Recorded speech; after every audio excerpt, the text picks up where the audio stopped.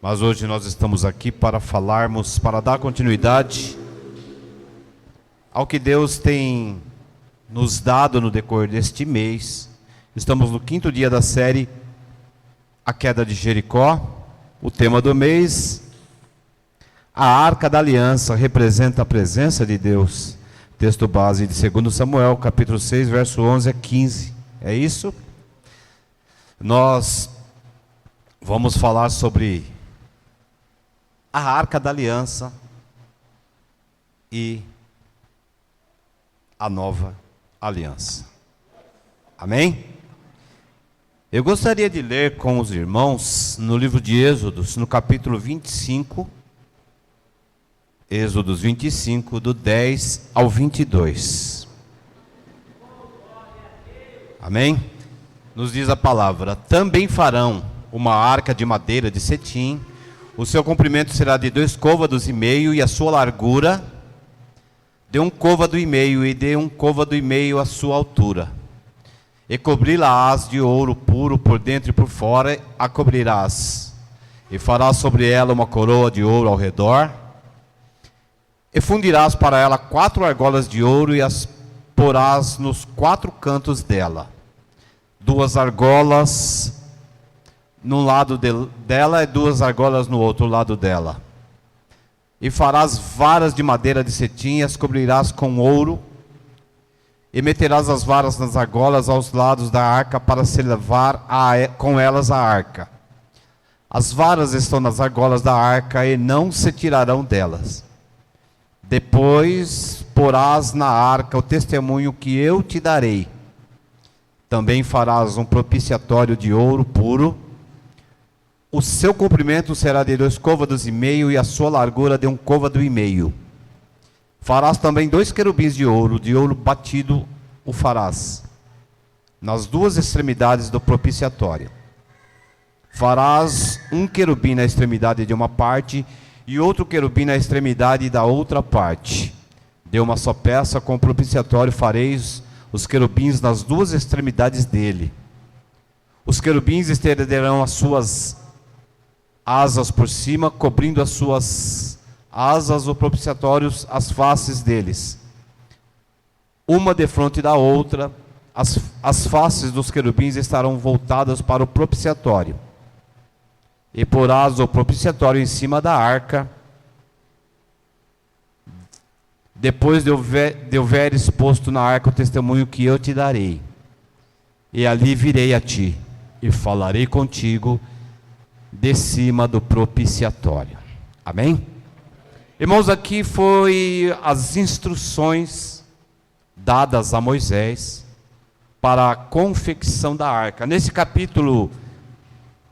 capítulos a seguir, ele nos fala sobre a construção do templo, sobre a confecção da arca, e ele fala sobre porque o templo do Senhor, a partir do livro de Êxodo, ele foi construído e virou um templo itinerante.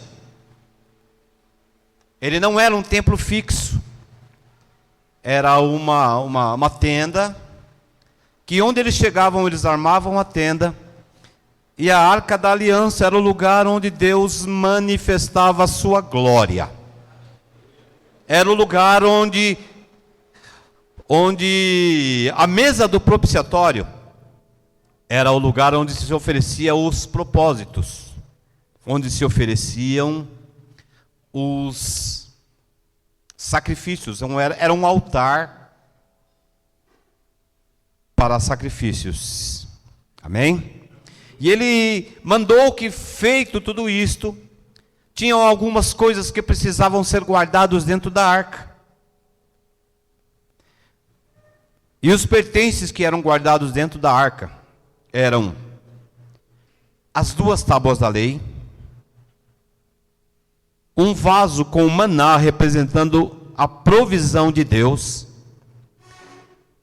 e a vara de Arão, que floresceu como aviso contra a rebeldia. A vara de Arão ou de Moisés.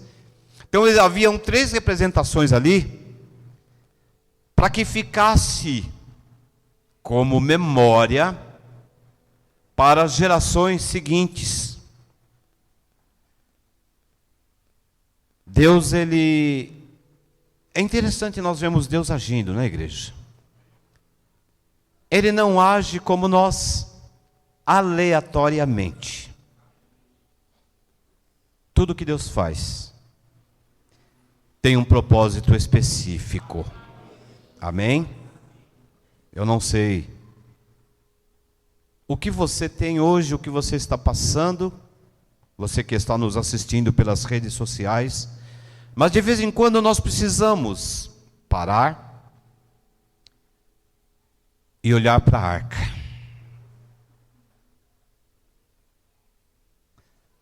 E observarmos os testemunhos que ali estão representados. Como eu disse, o primeiro foi as tábuas da lei. O que eram as tábuas da lei? As tábuas das leis foi quando Moisés subiu no monte e ali jejuou, orou, consagrou a sua vida, e Deus lhe entregou 2 tábuas que iriam direcionar o povo de Deus na sua caminhada perpetuamente. Então, de vez em quando nós precisamos parar. Eu sei que hoje pouca gente tem tempo para ler a Bíblia. Pouca gente tem tempo para ler em geral. Os irmãos viram que a mais tradicional, a mais antiga e a mais poderosa biblioteca do Brasil, ela fechou as portas.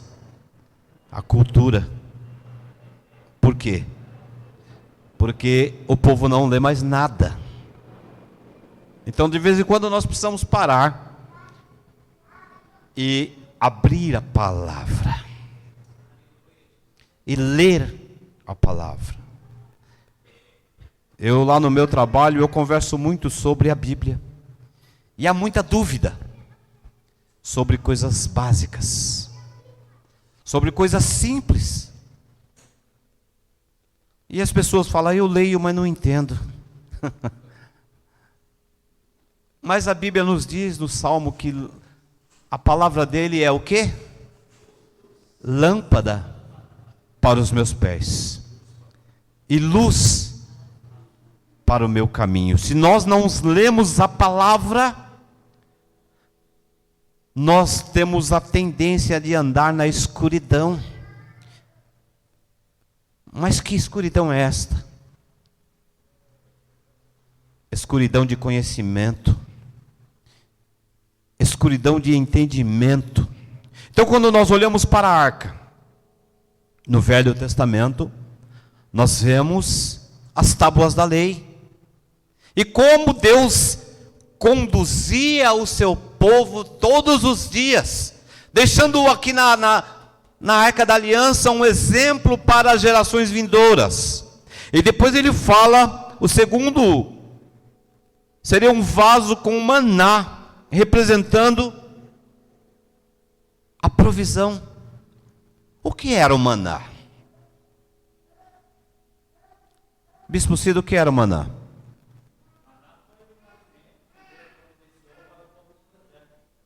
Amém? Era um pão especial. Era, segundo dizem, era tipo de uma hóstia da Igreja Católica, né? Então, segundo lembrete que Deus mandou que colocasse na arca, era o maná, para que o povo lembrasse todos os dias que Deus, Ele era um Deus de provisão. Quando nós lemos a palavra, nós conseguimos entender quem e como Deus age. O teu Deus, igreja. O nosso Deus. Ele não é um Deus da provisão. Quando eu falo um Deus da provisão, eu estou fazendo uma pronúncia errada. Porque quando eu falo um Deus, eu dou a entender que existem outros deuses da provisão. Mas Ele é o Deus da provisão. Artigo definido singular, o Deus. Aleluia, Jesus.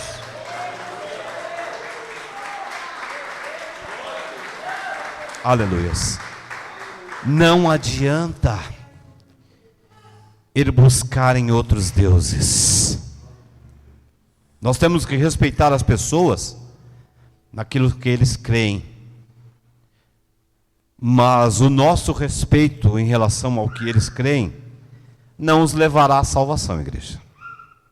Não os levará à salvação. Nós temos que respeitar, mas temos que ser sinceros.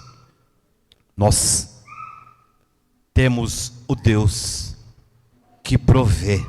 Nós acabamos de ouvir o testemunho da nossa querida presbítera Fabiana. Nós cremos no Deus que provê. Nós cremos no Deus que cura.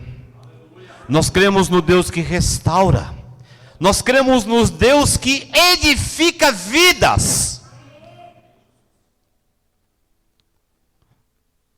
Eu quero dizer para a igreja, para o amado irmão, que muitas vezes está com uma enfermidade que a medicina já desenganou.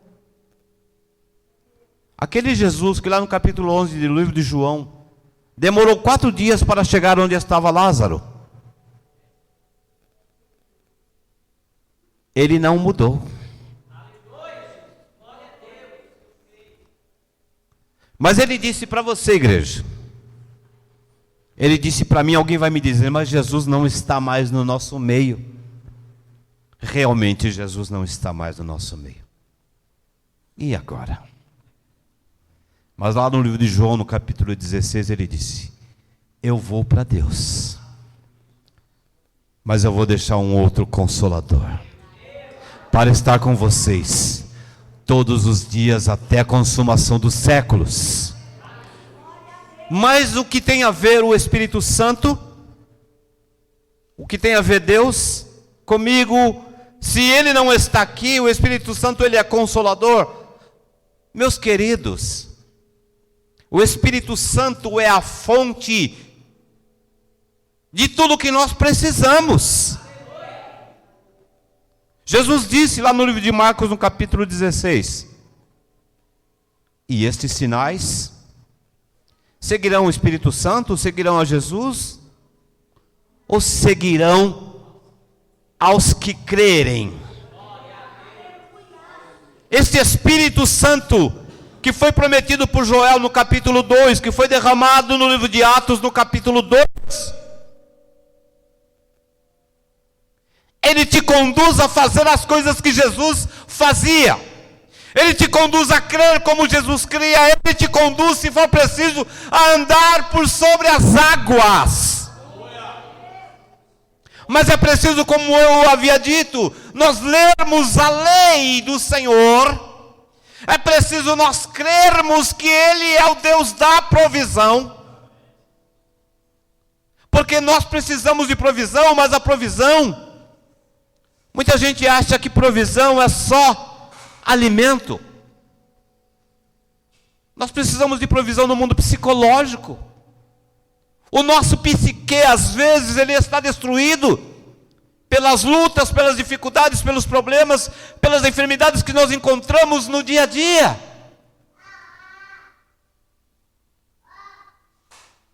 Mas Jesus, Ele é o Senhor que provê o pão. Ele é o Senhor que provê a liberação, Ele é o Senhor que provê a cura, e Ele é o Senhor que está no nosso meio hoje na pessoa do Espírito Santo.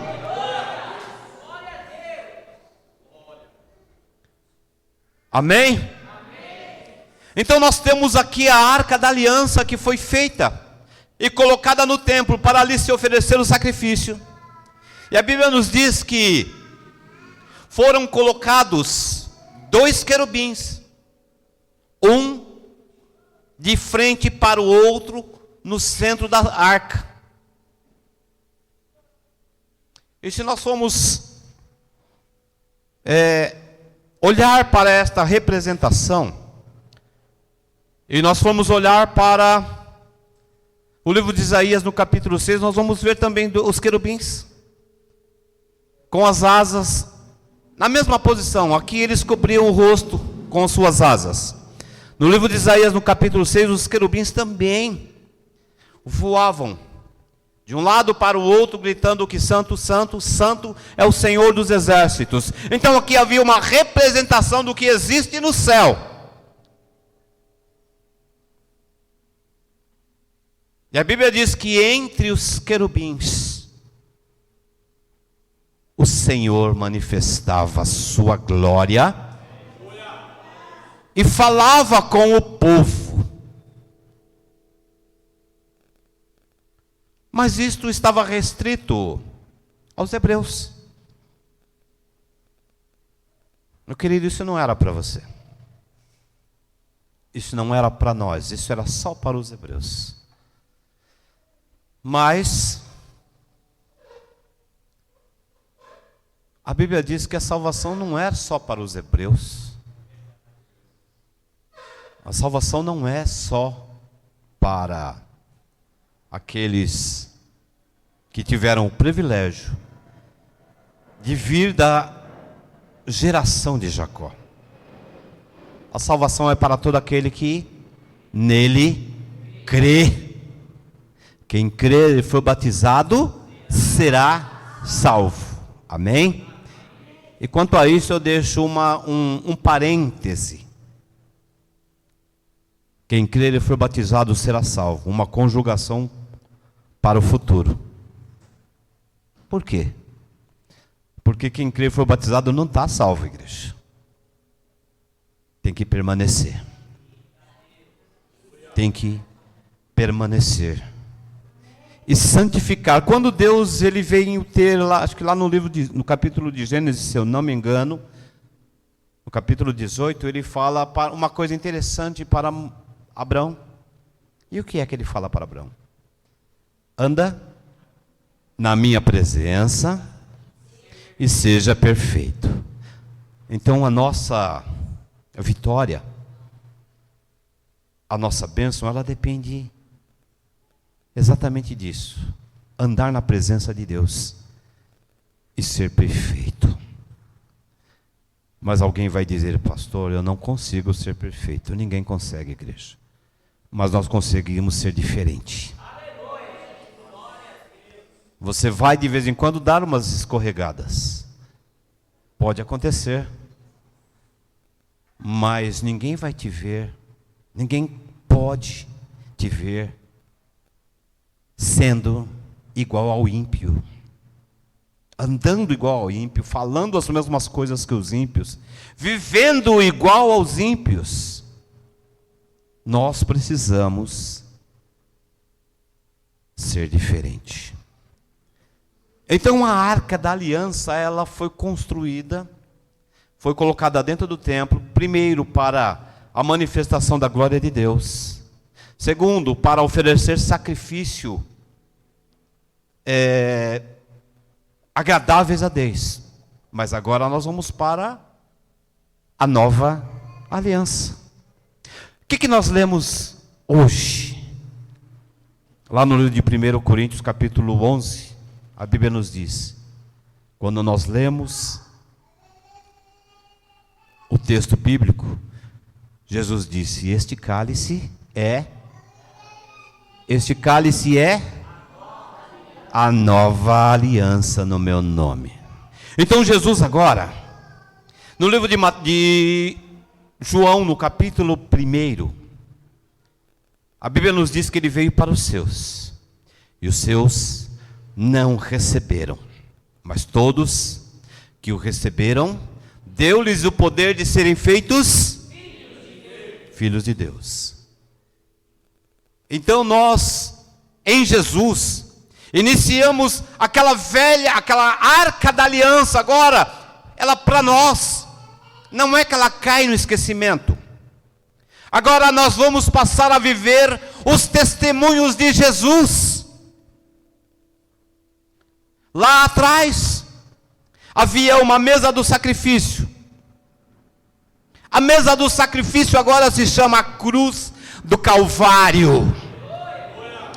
E o sacrifício agora não é um cordeiro, como foi lá no livro do Êxodo, quando se foi oferecido um cordeiro pascal, sem mácula, um cordeiro, sem mácula não, um cordeiro puro, o mais bonito da família. Agora, Jesus, ele sobe ao propiciatório, o propiciatório agora é a cruz.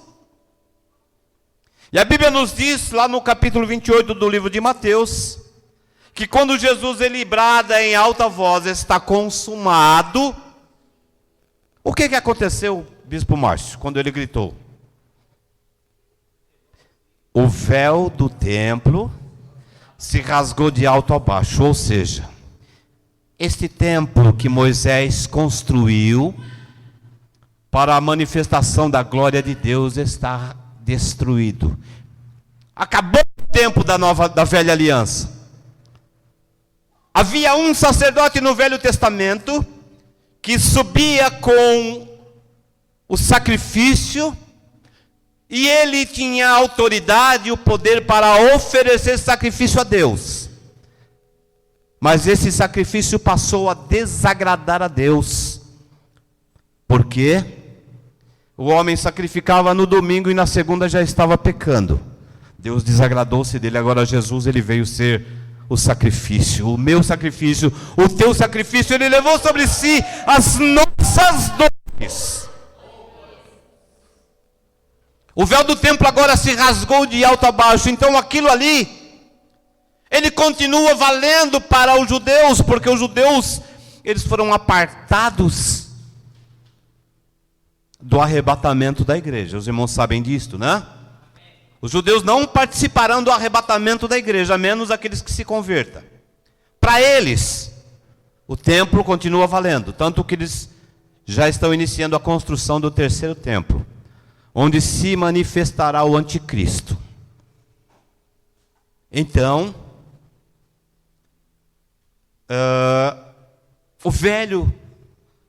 o templo judeu, a arca da aliança, para eles continua valendo.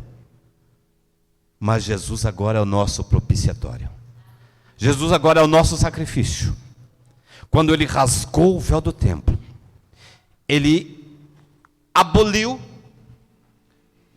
o sumo sacerdote do Velho Testamento, porque a partir de agora ele passou a ser o nosso sumo sacerdote.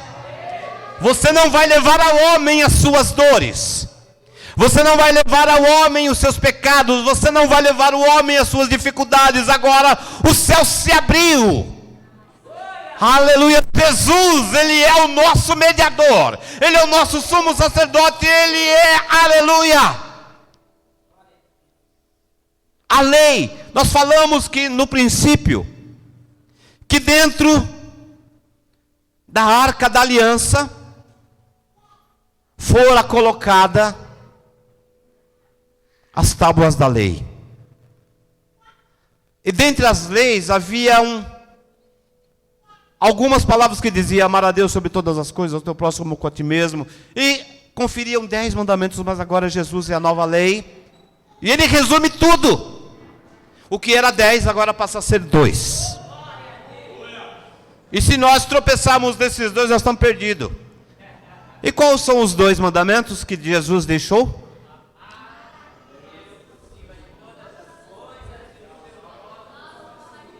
Amar a Deus sobre todas as coisas e ao seu próximo como a ti mesmo. Sabe por quê, igreja? Porque quem ama a Deus acima de todas as coisas, ele não põe a riqueza, ele não põe o vício, ele não põe a mulher, ele não põe o filho, ele não põe nada acima de Deus. Deus está em primeiro lugar, e o resto Deus proverá. E quem ama ao seu próximo como a si mesmo, você vai querer dar uma espetada no seu corpo? Você vai querer roubar o seu dinheiro? Você que vai querer judiar de você mesmo? Claro que não. Então quem ama a Deus sobre todas as coisas, e quem ama ao seu próximo como a si mesmo, ele está cumprindo todos os mandamentos. Então nós vemos que há uma substituição. Lá na Arca da Aliança havia as tábuas da lei. Agora Jesus, na nova aliança, ele substitui as tábuas da lei por 2 mandamentos. A Bíblia nos diz, a segunda coisa que tinha na arca era, vamos ver, um vaso com maná, representando a provisão. Mas a minha Bíblia diz que Jesus falou: eu sou o pão vivo, que desceu do céu. Substituiu o maná, porque aquele maná, olha só a diferença de ambos. O maná que desceu lá no caminho para a cidade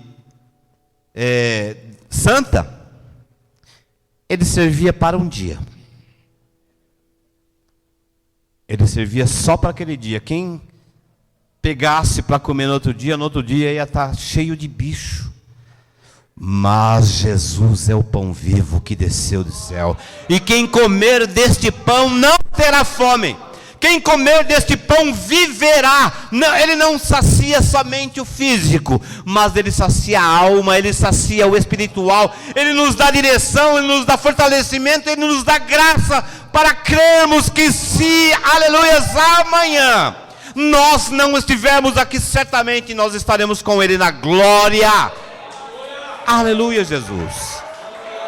Bendito é o nome do Senhor. Aleluia, Jesus. Jesus é a arca da nova aliança, igreja. Depois, o terceiro item. A vara floresceu contra a rebeldia. Mas Jesus disse: eu sou a videira verdadeira. Toda vara que estiver ligada em mim, dá frutos. Então ele agora substitui aquela vara que floresceu na mão do homem de Deus. Ele agora não é só uma vara, ele é a videira. E nós observamos uma coisa interessante. Eu sou a videira o quê? Por que ele fala que ele é a videira verdadeira? Porque tem falsa. Tem muita coisa falsa por aí, igreja. Muita coisa falsa. Então é tempo de nós nos achegarmos a Deus através das Escrituras, buscarmos discernimento sobre no que nós nos agarramos. Nós éramos, eu particularmente, irmãos, eu era um galho bem zoado, viu? Bem bagunçado. Mas Deus, Ele é bom. Deus é maravilhoso. Deus é 10. Ele me buscou. Ele me enxertou. E a partir do momento em que ele me enxertou, os irmãos sabem que quando você pega, normalmente os agricultores, a gente às vezes planta um pé de mexerica, ele nunca fica igual a mexerica que vem da feira. Sabe por quê, igreja? Porque o agricultor tem técnicas. Ele tem conhecimento e sabedoria para fazer as mutações. Ele pega uma determinada fruta, ele não só planta aquela fruta. Quando aquele galho, que é aquela fruta que é saborosa, ela começa a crescer, ele pega uma outra fruta, por exemplo, uma mexerica, mais ou menos azeda. Ele pega um galho daquela mexerica, ele descasca um pedaço da árvore boa, E ele enxerta aquela mexerica, aquele galho de mexerica na árvore boa. E olha que coisa interessante. O agricultor, ele faz o que era azedo se tornar doce como mel. Porque ele tem a técnica, porque ele tem a sabedoria. Às vezes a mulher, ela fala, mas meu marido não tem jeito. Às vezes o homem fala, minha mulher não tem jeito. Aleluia, Jesus. Mas o nosso Deus, Ele tem poder para buscar, como diz a palavra no livro de Atos, no capítulo 9, um matador de crente. Saulo pegou cartas lá no capítulo 9 de Atos e foi a Damasco para matar crente. Mas no meio do caminho a Bíblia nos diz que ele viu uma luz mais resplandecente do que o sol do meio-dia. E ele olha para Saulo e diz, Saulo, por que tu me persegues? Quem és o Senhor? Eu sou Jesus a quem tu persegues. Quem te ensinou recalcitrar contra os aguilhões? Traduzindo este recalcitrar contra os aguilhões. Quem te ensinou fugir da minha direção? Irmãos, os aguilhões eram 2 ferros pontiagudos que eram colocados um de cada lado da cara do animal. Para ele, se ele virasse para a direita, ele era cutucado. Se ele virasse para a esquerda, ele era cutucado. Então Jesus perguntou para ele, quem te ensinou a recalcitrar ou fugir da minha direção? Eu quero dizer para a igreja que Jesus, Ele é a nossa aliança. Ele é a nova aliança. E quando nós, como varas, somos enxertados nele, nós passamos a dar bons frutos. E o nosso fruto, se nós estivermos permanecendo nele, ele também vai permanecer. Jesus é a aliança entre você e eu. Jesus é a aliança entre nós e Deus. A arca da nova aliança, irmãos, foi Deus criou como memória, como propiciação para o povo de Israel. Criou-se um templo itinerário, para que onde eles estivessem, eles pudessem levantar aquele templo e oferecer sacrifício através da arca da aliança. Aleluias. Mas Jesus, ele disse, eu sou aquele que vou destruir o templo e reconstruir em 3 dias. Aleluias. O templo era itinerante, ia para tudo quanto era lado, a arca dentro. Agora o templo se chama Valdir, o templo se chama Márcio, o templo se chama Ana, o templo se chama Cláudio, o templo se chama Igreja do Senhor, a igreja viva, aleluias, que está andando, aleluias, e levando o testemunho de que Jesus é o Senhor, de que Jesus cura, de que Jesus liberta, de que Jesus restaura, de que Jesus edifica e nos leva para a glória. Aleluia. Bendito é o nome do Senhor. Glória a Deus. Não se esqueça disso. Você é o templo da nova aliança, e Jesus, na pessoa do Espírito Santo, ele vive em você, ele vive em nós, aleluias, e ele nos direciona acerca de tudo o que nós temos que fazer para que o nome dele seja exaltado e glorificado na nossa vida, amém? Amém. Que Deus nos ajude e nos fortaleça. e nos dê graça para vivermos o melhor de Deus. Glória a Deus.